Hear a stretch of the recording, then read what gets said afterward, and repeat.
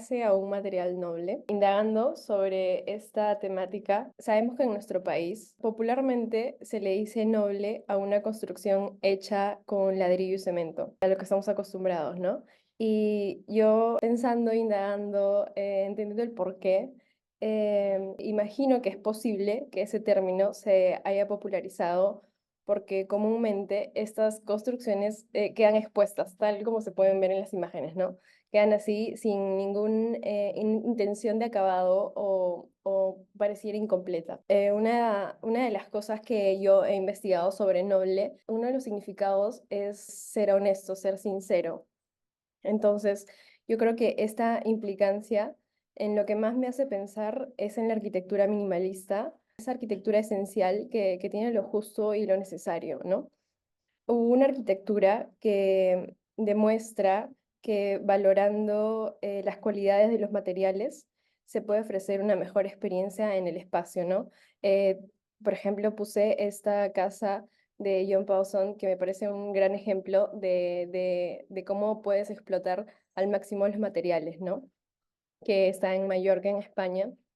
Luego también la iglesia de agua de Tadawando, que también es un arquitecto que es representativo, que usa el material expuesto y esto se ve reflejado en esta arquitectura, ¿no? También puse a la Casa Bujama de estudio local, que es un referente bastante importante que ha sido incluido este año en mis propios referentes, ¿no? Luego puse las oficinas en Zamora de Alberto Campos Baeza, en donde, como les dije inicialmente, esta arquitectura esencial que usa los materiales justos y necesarios tratan de demostrar esa elegancia y esa temporalidad que la arquitectura busca muchas veces. Como conclusión, yo creo que un material noble es limpio y simple, es natural y único, es libre y liberador, es honesto y atemporal y es un material para admirar. Continuando con Les Lotox, nos hicieron la pregunta de qué hace a un material noble, y lo primero que hice fue empezar a cuestionar a personas que no estaban directamente relacionadas al, digamos, este mundo de la arquitectura, estructuras, construcción, ¿no? Y que genuinamente tal vez me podrían dar alguna respuesta. Entonces, les pregunté cómo creen que es una casa en material noble, ¿no? Y la respuesta es, como justo ya me lo mencionaba Camila, es una casa de material noble es cemento, fierro, ladrillo, ¿no? Que es básicamente lo rígido, lo duro, lo resistente, ¿no? Y es como, o sea, es como algo muy popular que gran parte de las personas piensen en esto, ¿no? Y era como que una duda ahí que se podía tal vez investigar un poco más, pero ¿por qué, no? Bueno, esto no es una connotación netamente nacional. Según una publicación del Ministerio de Fomento de España, que estuve revisando así puntualmente, esta referencia a la construcción noble es algo que comparte América Latina, ¿no? Desde la vista de esta, digamos, condición del progreso, ¿no? Teniendo en cuenta la gran ciudad, lo cosmopolita, el hecho de querer vivir en una ciudad como una referencia, digamos, buena, o una referencia que es el objetivo de muchas personas, ¿no? Entonces, justo haciendo esta pequeña investigación y teniendo en cuenta esto que ya había connotado, era como que el noble entonces vendría a ser para ellos lo más rígido, entonces también, por ende, lo de más calidad, ¿no? Recogí una muestra de Mauricio Salcedo en Bogotá, ¿no? Que justamente, como les comento, no es algo netamente, digamos, nacional, peruano, sino es algo más, digamos, de América Latina, ¿no?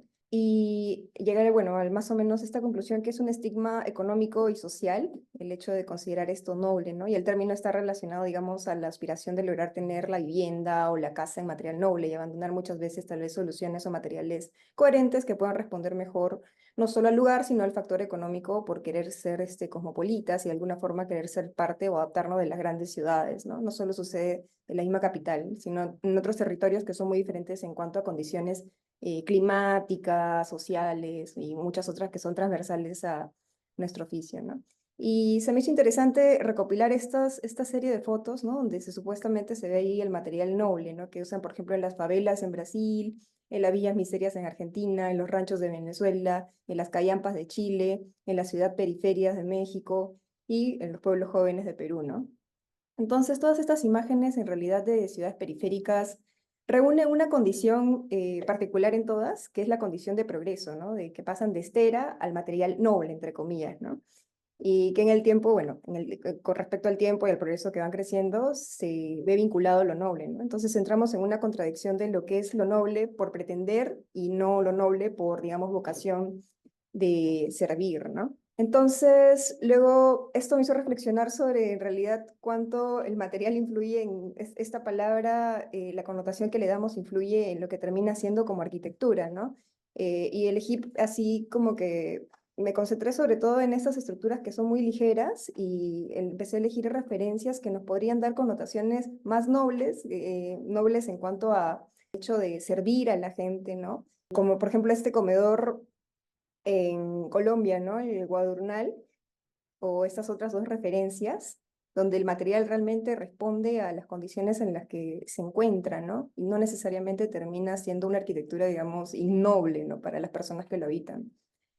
Y bueno, básicamente desde estas especies de reflexiones llego más o menos a la conclusión de que no, personalmente yo no creo que haya un material antagónico como para decir un material innoble al que no debamos usar, ¿no? Sino más bien, si me replanteo otra vez la pregunta y me dicen que hace un material noble, diría yo que es la forma y el lugar en cómo se emplean, ¿no? Siguiendo con esta conversación de qué hace a un material noble, lo primero que hice fue tratar de entender, al igual que muchos de ustedes, qué entiende la sociedad peruana actual por material noble, ¿no? Entonces, para esto puse rápidamente noticias, ¿no? Y quería saber cómo usaban el término y a qué se referían, ¿no? Entonces, por ejemplo, esta primera, Piura, 50% de viviendas son de material noble. Y un poco el tono de esta noticia era como que es poco, ¿no? O sea, que la mitad de viviendas sean de material noble es una noticia alarmante, ¿no? Refiriéndose a viviendas que tienen paredes de ladrillo o bloques de cemento, ¿no? Y después, Embajada de Japón entregó 2 aulas de material noble construida en institución educativa inicial Virgen de Fátima, ¿no? Entonces, bueno, es una noticia que el tono va más por qué buen regalo que hicieron, que es un buen material, ¿no? Entonces, vemos como esta intención de estas noticias de hacer que el material noble sea casi igual a que esté bien construido, ¿no? Entonces, no solo significa ladrillo y cemento, sino significa que está bien construido. Y lo que no es noble, por consiguiente, significa que no lo está, ¿no? Entonces me puse a pensar, ok, si así pensamos los peruanos ahora, o los peruanos al menos de ciudad, ¿cómo pensaban los peruanos antes, no? Y bueno, una foto de Choquequirao de Martín Chambi, tomada en los años 20, ¿no? Cómo simplemente reordenábamos casi el entorno para hacer arquitectura, ¿no? Nuestros mismos antepasados trabajaban bajo esa filosofía. Una foto que me gustó mucho cuando la encontré. Sabía que sí había estado en Machu Picchu, pero no conocí esta foto. Y me parece muy bonita, ¿no? Dibujando. De hecho, bueno, hay un libro que han sacado también de Sisa en Machu Picchu, si les interesa chequearlo. Y bueno, el maestro, nuestro maestro, inspirado desde la cultura milenaria de los incas, ¿no? Y cómo disponían las piedras con una maestría y una precisión inigualable, ¿no? Pues no solo en la sierra con lo que está disponible, sino en la costa, Puruchuco, tierra, adobe, tapial, ¿no? Barro, y toda la edificación conformada del mismo material, ¿no? Lo vemos también en las islas de los Uros, en Puno, la Esterilla, la Totora. Entonces, me pregunto, ¿no es la naturaleza lo más noble? ¿No? No es la tierra, la madera, la piedra, la totora, lo más noble que podemos tener. Entonces, un poco para redondear y concluir, quiero dar una invitación a devolver la mirada a las construcciones vernáculas, locales, redefiniendo lo que significa lo bien construido y rescatando la arquitectura que más bien es noble con su entorno. Esta es la última presentación de hoy. Respecto a lo del material noble, ya no quise agregar la pregunta, sino más bien me interesó darle este enfoque desde lo que hacemos en el estudio, como siempre me gustó el juego de palabras que había en estudio local, que se pueden tomar las dos primeras letras de cada una de las dos palabras que conforman el nombre del estudio, que nos da ESLO, pero siempre me gustó pensar en esta arquitectura honesta y cómo el nombre del estudio también hacía referencia a esta lógica de es lo que es, ¿no? O sea, que se muestra tal y como es. Entonces, me pareció interesante darle este enfoque a esta oportunidad de reflexión sobre lo del material noble, con esta mirada hacia una arquitectura honesta, ¿no? Que es básicamente agregarle esa palabra al final a este libro famoso de Le Corbusier, ya que inicialmente la charla de hoy iba a ser ¿hasta cuándo Le Corbusier? ¿No? Lo tenemos siempre presente hasta el día de hoy, entonces hacia alguna arquitectura honesta, ¿no? Simplemente agregando esta palabra. Y al igual que todos ustedes, me pareció interesante reflexionar sobre esta lógica de que para mí es el mal llamado material noble, porque como decía Xiomara, ¿no? O sea, si se denomina un material como noble, quiere decir que el resto de materiales no lo son, ¿no? O sea, si se está llamando a un grupo selecto de que sí lo son, de pronto los demás no, me hice esa pregunta, ¿no? Y en realidad me parece interesante el cómo muchas de estas ideas que tienen las personas sobre lo que comúnmente se llama material noble es precisamente esta lógica del ladrillo, del cemento, etcétera, ¿no? Sin embargo, cuando vemos las construcciones supuestamente, ¿no?, en material noble, según la Cámara Peruana de Construcción, el 70% de edificios de la capital están hechas sin planos ni la ayuda de ingenieros, infringiendo normas como el uso correcto de ladrillos. ¿Qué quiere decir esto? Que también, según el CAP, 9 de cada 10 casas autoconstruidas en Lima están hechas con ladrillos que tienen entre el 40% y el 50% de vacíos menos densos y resistentes que lo que indica el reglamento. Eso quiere decir que hay una gran contradicción en el sentido de que supuestamente estas casas uno visualmente las identificaría como material noble, en realidad son las casas que tienen la mayor posibilidad de verse en peligro y sumamente afectadas en el caso de un sismo de 8 grados o más, ¿no? Entonces, hay una gran contradicción entre llamar a un material noble y, y el hecho de que sean una de las edificaciones que representan el mayor peligro para la población que los utilizan, porque en realidad no es el material lo que es noble o no, sino el cómo se utiliza. Y en la mayoría de casos de muchos lugares de Lima y en general del Perú y me imagino que de Latinoamérica, no se utiliza correctamente. Entonces, teniendo esto en consideración y hablando ya no del material en sí como un material noble o un material no noble, quería enfocar esta presentación en estos tres momentos que de alguna manera yo los asocio a esta nobleza o honestidad de los materiales. Comenzando con la corriente artística monoja de los años 60, en donde se explora el encuentro entre materiales naturales e industriales como piedra, planchas de acero, vidrio, bombillas, algodón, esponja, papel, etcétera, ordenándolos o reconfigurándolos en su mayoría de veces inalterados, ¿no?, sino simplemente por sus materiales o cualidades naturales. Luego, una etapa del nuevo brutalismo que justamente habla de estas características de la legibilidad formal de la planta, la expresión de la estructura y el uso de materiales tal cual son, ¿no? O as found, que en realidad tiene mucho que ver con este primer movimiento artístico del mono Ja. Y finalmente, ¿qué cosa quiere decir esta arquitectura honesta hoy? Entonces, esta corriente artística mono Ja, que en realidad la traducción vendría a ser la escuela de las cosas, es básicamente tomar los materiales industriales o naturales dentro de sus cualidades brutas o tal como existen, y simplemente el hecho de reconfigurarlos o reordenarlos o crear composiciones que estéticamente balancean, ¿no?, sus proporciones, sus cualidades, sus colores, sus texturas, etcétera, eh, ya están creando, ¿no?, una situación particular o específica en la cual yo asocio mucho, ¿no? Esta corriente o esto que se está viendo en estos momentos en la pantalla con lo que podría ser también la arquitectura.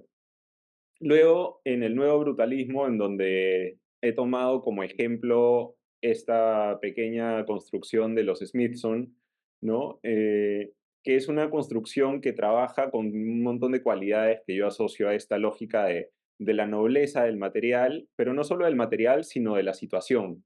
El término nuevo brutalismo se refería, por tanto, no solo al uso de materiales como el ladrillo, el acero o el concreto en su estado bruto, o a la simplicidad y contundencia de los elementos constructivos, sino a la idea de una arquitectura en bruto, en un estado de pureza, constructiva, estructural, material, pero también ideológica y política, al mismo tiempo primordial y moderno.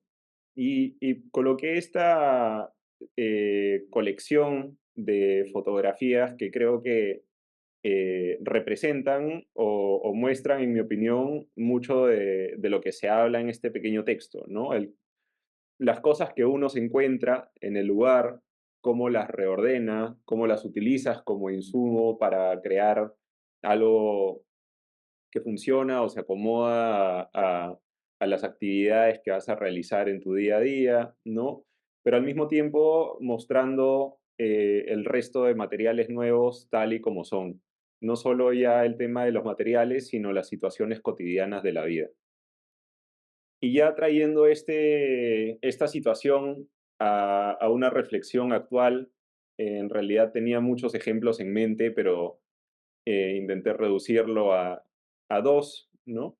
Donde está la Catón y Basal con esta casa Latapié, en donde va por esa misma línea, ¿no? O sea, no solo son los materiales que se muestran por sus cualidades estéticas y físicas en bruto, sino el espacio mismo adquiere esta cualidad de generosidad, ¿no? En donde deja esta libertad para que los usuarios se apropien del espacio de distintas maneras o pueda ir cambiando con el pasar del año y del tiempo. No pude evitar dejar esta frase que dice Louis Kahn en este documental que se llama My Architect, donde dice, le dices al ladrillo, ¿dónde quieres estar? Y el ladrillo responde, me gustaría estar en un arco. Si le dices, los arcos son caros, me vendría bien ponerte encima de un dintel de hormigón, ¿qué te parece? El ladrillo diría, prefiero un arco, ¿no? ¿Qué quiere decir esta frase, ¿no? O qué hace Kant, unos dirán como que está loco que hace hablando con un ladrillo. Pero en el fondo, ¿qué quiere decir? Es como cada material tiene una serie de cualidades estéticas, pero también físicas y constructivas, por ende, ¿no? De cómo se comportan, cómo se utilizan. Entonces, va de la mano con esta lógica que ya varios de ustedes han mencionado de la arquitectura honesta, ¿no? No solo material en cuanto a material, sino a entender cómo se comporta cada material y qué cosa nos permite cada material. Y dentro de esta honestidad también quise agregar esta mirada de Sumter del material como atmósfera, cómo huelen los materiales, cómo suenan y el cómo, por ejemplo, no sé, un porcelanato tipo madera se verá o se parecerá mucho visualmente a la madera de verdad, pero nunca va a oler como madera. Si uno lo pisa sin zapatos no se va a sentir la calidez de la madera, etcétera, ¿no? Entonces, me pareció interesante también agregar a Peter Zumthor con esta honestidad de los materiales y este pequeño fragmento de su libro Atmósfera, ¿no? Donde dice, ahora bien, ¿qué me conmueve? Todo, las cosas, la gente, el aire, los ruidos, los colores, las presencias materiales, las texturas y también las formas. Formas que puedo entender, formas que puedo intentar leer y formas que encuentro bellas. Y al final, me parece interesante también que justo coincide con lo que mencionaba hace un rato Andrea, de esta arquitectura sin arquitectos, ¿no? El volver a lo vernáculo, en cómo siempre desde las culturas que vienen antes de toda esta modernidad en la que vivimos hoy, utilizaban los materiales tal cual, ¿no? O sea, con lo que tenían a la mano, ¿no? Y producía esta arquitectura que se sentía real, que se sentía que correspondía a cada lugar donde tocaba intervenir. Entonces, como conclusión, me parece que esta lógica de qué hace un material noble, me gustaría darle el enfoque de una arquitectura noble desde la idea de la generosidad, el cómo lograr el mayor bienestar o impacto posible utilizando la menor cantidad de recursos, el cómo comunicar y transmitir no solo desde lo visual, sino desde la experiencia multisensorial, y una arquitectura que no pretende ser, sino que simplemente es.